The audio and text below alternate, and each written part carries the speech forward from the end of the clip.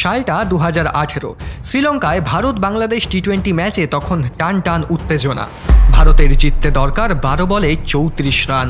Camera যেদিকেই ঘুরছে সেদিকেই বাংলাদেশি দর্শকদের নাগিন ডান্স দেখা যাচ্ছে। অন্যদিকে ভারতীয় দর্শকরা কান্না ভেজা চোখে মাথা নিচু করে বসে আছে। ক্রিজে তখন ব্যাট করছে বিজয় শঙ্কর। এটি দেখে বাংলাদেশিরা মুচকি হেসে পৈশাচিক আনন্দ নেয়। তাদের যেন আর সবুর সইছিল না ভারতকে হারিয়ে নাগিন ডান্স করার। কিন্তু বাংলাদেশি প্লেয়াররা কল্পনাও করতে পারেনি যে কিছুক্ষণ পর তাদের সাথে কি হতে চলেছে। ভারতের পরাজয় নিশ্চিত দেখে ভারতীয় দর্শকরা স্টেডিয়াম থেকে বেরিয়ে যাবে, ঠিক তখনই শেষ ওভারে এমন কিছু ঘটে যেটি বাংলাদেশি প্লেয়ারদের উল্লাস মুহূর্তেই কান্নায় রূপান্তরিত করে দেয়। সেদিন বাংলাদেশি ফ্যানরা অঝরে কেঁদেছিল। এই ম্যাচ বাংলাদেশ আজও ভুলতে পারেনি। কি হয়েছিল সেদিন শ্রীলঙ্কার স্টেডিয়ামে আর কি ঘটেছিল সেই লাস্ট ওভারে, পুরো স্টোরিটি বলবো আজকের এই ভিডিওতে। নমস্কার বন্ধুরা, আজকের এই গল্পটি 2018-তে অনুষ্ঠিত হওয়া নিদাহাস ট্রফি ফাইনালের, যখন ভারতের মুখোমুখি হয়েছিল বাংলাদেশ। স্টোরিটি শুরু হয় 16 মার্চ 2018, যখন শ্রীলঙ্কা তাদের স্বাধীনতা উদযাপনের 70 বছর উপলক্ষে একটি টুর্নামেন্টের আয়োজন করে।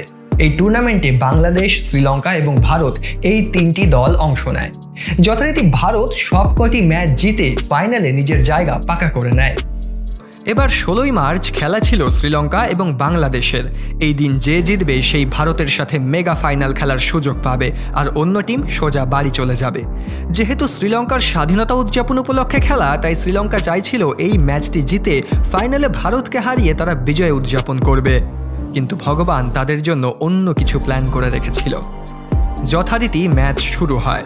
শ্রীলঙ্কা প্রথমে ব্যাটিং করে 20 ওভারে 7 উইকেট হারিয়ে 159 রান করে। বাংলাদেশের টার্গেট ছিল 160 রান। বাংলাদেশ ব্যাটিং করতে নেমে কখনো কচ্ছপ আবার কখনো খরগোশের গতিতে রান বানায়। 19 ওভার শেষে বাংলাদেশের রান দাঁড়ায় 148, 7 উইকেটের বিনিময়ে। শেষ ওভারে বাংলাদেশের জেতার জন্য দরকার ছিল 12 রান। এই ওভারের 2টি বল মোহাম্মদুল্লাহর কাঁধের ওপর দিয়ে যায়, কিন্তু আম্পায়ার এটিকে ওয়াইড বা নো বল না দেওয়ায় বাংলাদেশি ক্যাপ্টেন শাকিবুল হাসান প্রচণ্ড রেগে যায়। সে আম্পায়ারের সাথে তর্কাতর্কি শুরু করে এবং প্লেয়ারদের মাঠ ছেড়ে চলে আসতে বলে। কিছুক্ষণ তর্কাতর্কি চলার পর আম্পায়াররা আবার খেলা চালু করে। এখন বাংলাদেশের জেতার জন্য দরকার ছিল 4 বলে 12 রান। শ্রীলঙ্কা ভেবেছিল ম্যাচটি এখন তাদের হাতেই আছে, কিন্তু ভাগ্য সেদিন বাংলাদেশের সাথে ছিল। মোহাম্মদুল্লাহ রিয়াদ পরের 3 বলে 6 এবং 4 মেরে বাংলাদেশকে জিতিয়ে দেয়। ম্যাচ জেতার সাথে সাথে বাংলাদেশ মাঠের মধ্যে নাগিন ডান্স শুরু করে দেয়। শ্রীলঙ্কান প্লেয়ারদের উদ্দেশ্য করে তারা নানা রকম অঙ্গভঙ্গি করতে থাকে। বাংলাদেশের সেলিব্রেশন দেখে মনে হচ্ছিল তারা যেন ফাইনালের ট্রফি জিতে গেছে, তবে তাদের মনে ছিল না যে ভারতের সাথে ফাইনাল এখনো বাকি আছে। শ্রীলঙ্কান প্লেয়ারদের উদ্দেশ্য করে করা এই নাগিন ডান্স সেই দিন শ্রীলঙ্কান দর্শকরা কোনো মতেই মেনে নিতে পারছিল না। তারা অপেক্ষা করছিল এর প্রতিশোধের, আর এই প্রতিশোধ সচক্ষে দেখতে ফাইনালের দিন মানে 18 মার্চ তারা স্টেডিয়াম ভরিয়ে ফেলে। ভারত বাংলাদেশ ম্যাচে দেখা যায় শ্রীলঙ্কান দর্শকরা সংখ্যায় বেশি। তারা পুরো দমে ভারতের জন্য গলা ফাটাচ্ছিল। তারা চাইছিল ভারত আজ যে করেই হোক বাংলাদেশকে হারিয়ে দিক। যথারীতি ভারত এবং বাংলাদেশ ম্যাচ শুরু হয়। রোহিত শর্মা টসে জিতে প্রথমে বোলিং করার সিদ্ধান্ত নেয়। এই ম্যাচে জসপ্রীত বুমরা, বিরাট কোহলি, মহেন্দ্র সিং ধোনির মতো অভিজ্ঞ প্লেয়াররা না থাকায় বাংলাদেশ কনফিডেন্ট ছিল যে তারা আজ ভারতকে হারিয়ে দেবে। এই কনফিডেন্ট নিয়ে বাংলাদেশের তরফে লিটন দাস এবং তামিম ইকবাল ওপেন করতে নামে। ভারতীয় বোলিং অ্যাটাকের সামনে তাদের ওপেনিং জুটি বিফল হয়। মাত্র 27 রানে বাংলাদেশের 2 উইকেট পড়ে যায়। এরপর চাহালের বোলিং অ্যাটাকের সামনে বাংলাদেশ নাস্তানাবুদ হয়। সৌম্য সরকার এবং মুশফিকুর রহিম চাহালের বলে আউট হয়ে ড্রেসিং রুমে ফেরত যায়। 10 ওভার শেষে বাংলাদেশের রান দাঁড়ায় 68, 4 উইকেটের বিনিময়ে। এরপর ক্রিজে আসে সাব্বির রহমান। সাব্বির রহমান বাংলাদেশের ইনিংসকে সামলে নেয় এবং 50 বলে 77 রান করে। এরপর মোহাম্মদুল্লাহ এবং মেহেদি হাসান মিলে বাংলাদেশের রান একটি সম্মানজনক স্থানে পৌঁছে দেয়। 20 ওভার শেষে বাংলাদেশের রান দাঁড়ায় 166, 8 উইকেটের বিনিময়ে। ভারতের জেতার জন্য 20 ওভারে দরকার ছিল 167 রান। টি-20তে এটি ভারতের জন্য কোনো বড় লক্ষ্য ছিল না, কিন্তু মিডল অর্ডারে বিরাট কোহলির মতো ব্যাটসম্যান না থাকায় এটি সোজাও ছিল না। ভারতের তরফে রোহিত শর্মা এবং শিখর ধাওয়ান ওপেনিং করতে নামে।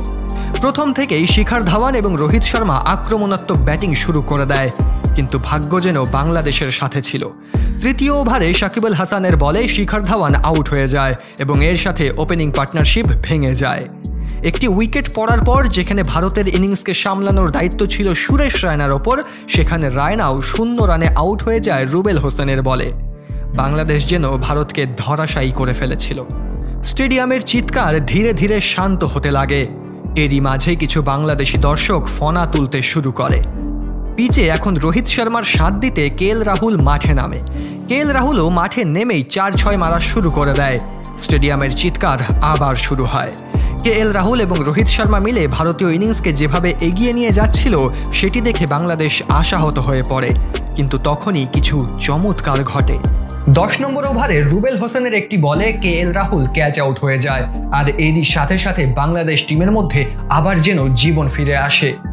কিন্তু অন্যদিকে রোহিত শর্মাকে বাংলাদেশ কোনো মতেই কাবু করতে পারছিল না। রোহিত শর্মা নিজের আন্দাজে ব্যাটিং করেই যাচ্ছিল। আসলে রোহিত শর্মা চাইছিল না যে এই উইকেট পড়ার প্রেশার কোনোভাবেই টিমের ওপর পড়ুক। মাত্র 35 বলে রোহিত শর্মা 50 রান পূর্ণ করে। অন্যদিকে কেএল রাহুল আউট হয়ে যাওয়ার পর মনীষ পাণ্ডে ব্যাট করতে নেমেছিল, কিন্তু সেই দিন ভাগ্যদেবতা মনীষ পাণ্ডের ওপর খুবই নিরাশ ছিল। মনীষের ব্যাটে বলই লাগছিল না। মনে হচ্ছিল মনীষের ব্যাট এবং বল একে অপরের সাথে শত্রুতা করেছে। খেলা প্রচণ্ড স্লো হয়ে যাওয়ায় রিকোয়ার্ড রান রেট লাফিয়ে লাফিয়ে বাড়তে থাকে, আর এই রিকোয়ার্ড রান রেটের প্রেশার তখন রোহিত শর্মার ওপর এসে পড়েছিল। ভারতীয় ফ্যানরা নিশ্চিত ছিল যতক্ষণ রোহিত ক্রিজে আছে ততক্ষণ ভারতের হাতে ম্যাচ আছে। কিন্তু রোহিতের ওপর প্রচণ্ড প্রেশার থাকায় সে আক্রমণাত্মক শট খেলছিল এবং এক পর্যায়ে এসে 14 ওভারের নাজিমুল ইসলামের দ্বিতীয় বলে বড় শট খেলতে গিয়ে ক্যাচ দিয়ে বসে। 56 রান করে রোহিত শর্মা ড্রেসিং রুমে ফেরত যায়। রোহিতের উইকেট পড়ার সাথে সাথে স্টেডিয়ামে নীরবতা নেমে আসে। সবাই ভাবতে থাকে আজকে হয়তো ভারত জিততে পারবে না। অন্যদিকে নাজমুল ইসলাম আউট করার সাথে সাথেই ফনা তুলে সেলিব্রেশন শুরু করে দেয়, কিন্তু সে ভুলে গিয়েছিল তার এই সেলিব্রেশন পরে তার উপরই ভারী পড়বে। ভারতের এখন জেতার জন্য দরকার ছিল 40 বলে 69 রান। এই রান করা অসম্ভব কিছু ছিল না, কিন্তু সেই মুহূর্তে প্রেশার অনেক বেশি থাকায় এই সামান্য রানই অনেক কঠিন হয়ে পড়ে। ক্রিজে তখন ব্যাট করছে বিজয় শঙ্কর এবং মনীষ পাণ্ডে। এই দুজনের একজনেরও ব্যাটে বলই কানেক্ট হচ্ছে না। কোনো মতে টেনে টুনে ম্যাচ 17 ওভারে চলে আসে।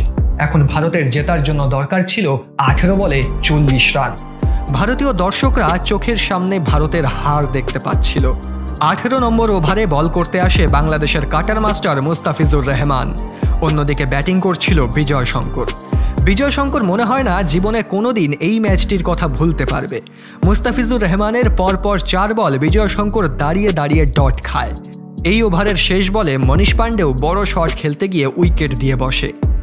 এবার স্টেডিয়ামে উপস্থিত ভারতীয় দর্শকরা পুরোপুরি ভেঙে পড়ে। প্রত্যেকের চোখে জল চলে আসে। কোনো মতেই তারা ভারতের পরাজয় দেখতে চাইছিল না। ক্যামেরা যেদিকেই যাচ্ছে সেদিকেই বাংলাদেশি দর্শকদের নাগিন ডান্স দেখা যাচ্ছে। এখন ভারতের জেতার জন্য দরকার ছিল মাত্র 12 বলে 34 রান। বাংলাদেশি প্লেয়ারদের মধ্যে জেতার আনন্দ তখন থেকেই শুরু হয়ে যায়। তারা নাগিন ডান্স করার প্রস্তুতি নিতে থাকে, কিন্তু পিকচার এখনও বাকি ছিল। 19 নম্বর ওভারে দীনেশ কার্তিক ব্যাট করতে মাঠে নামে। কার্তিককে দেখে বাংলাদেশি বোলারদের কনফিডেন্স দ্বিগুণ হয়ে যায়। মনে হচ্ছিল এই ওভারেই সবকটি উইকেট ফেলে খেলা শেষ করে দেবে তারা। যথারীতি বাংলাদেশ তাদের সেরা বোলার রুবেল হোসেনকে নিয়ে আসে 19 নম্বর ওভারে বল করার জন্য। এখন মুখোমুখি ছিল দীনেশ কার্তিক এবং রুবেল হোসেন। রুবেল হোসেন দীনেশ কার্তিককে প্রথম বলটি লো ফুল টস করে। দীনেশ কার্তিকও ক্রিজ থেকে বেরিয়ে লো ফুল টসকে সোজা 6 মেরে মাঠের বাইরে পৌঁছে দেয়। 6 মারার সাথে সাথে ভারতীয় ফ্যানদের মুখে হাসি ফেরে। দ্বিতীয় বলটি রুবেল ওয়াইড ইয়র্কার করার চেষ্টা করে, কিন্তু দীনেশ কার্তিক এই বলে আরেকটি 4 মেরে বাংলাদেশি ফ্যানদের মুখের হাসি কেড়ে নেয়। রুবেল হোসেনের তৃতীয় বলে দীনেশ কার্তিক আরেকটি 6 মারে। এবার বাংলাদেশি ফ্যানদের সাথে সাথে মাঠের মধ্যে উপস্থিত বাংলাদেশি প্লেয়ারদেরও হার্টবিট বেড়ে যায়। চতুর্থ বল ডট হয়। পঞ্চম বলে দীনেশ কার্তিক 2 রান নেয় এবং শেষ বলে একটি অসাধারণ 4 মেরে এই ওভারে 22 রান তুলে নেয়। স্টেডিয়ামে ভারতীয় দর্শকদের থেকে শ্রীলঙ্কান দর্শকরা বেশি খুশি দেখাচ্ছিল। মাঠের চিৎকার সমস্ত রেকর্ড ভাঙছিল। যে সমস্ত বাংলাদেশি ফ্যানরা ফনা তুলে নাগিন ডান্স করছিল তাদের চোখ ছলছল করা শুরু করে। এখন ভারতের জেতার জন্য দরকার ছিল 6 বলে 12 রান, কিন্তু স্ট্রাইকে ছিল বিজয় শঙ্কর। আর এটাই তখন সবথেকে বড় চিন্তার কারণ ছিল, কারণ বিজয় শঙ্করের ব্যাটে বলই কানেক্ট হচ্ছিল না। বাংলাদেশের তরফে শেষ ওভার করতে আসে সৌম্য সরকার। ওভারের প্রথম বলই ওয়াইড হয়, এখন দরকার 11 রান। দ্বিতীয় বল বিজয় শঙ্কর আবার বিট করে, এটি দেখে দর্শকদের মাথা প্রচণ্ড গরম হয়ে যায়। মনে হচ্ছিল বিজয় শঙ্কর আজ প্রতিজ্ঞা করে এসেছে যে নিজের হাতে ভারতকে হারিয়েই সে বাড়ি যাবে। ভাগ্যবশত 3 নম্বর বল বিজয় শঙ্করের ব্যাটে লাগে এবং এই বলে একটি রান নিয়ে দীনেশ কার্তিক স্ট্রাইকে আসে। এখন ভারতীয় টিমের একমাত্র ভরসা ছিল দীনেশ কার্তিক। ভারতকে জিততে দরকার 4 বলে 10 রান। 3 নম্বর বলে দীনেশ কার্তিক একটি সিঙ্গেল নিয়ে বিজয় শঙ্করের ওপর আবার ভরসা রাখে। সৌম্য সরকারের চতুর্থ বলে চমৎকার কিছু ঘটে।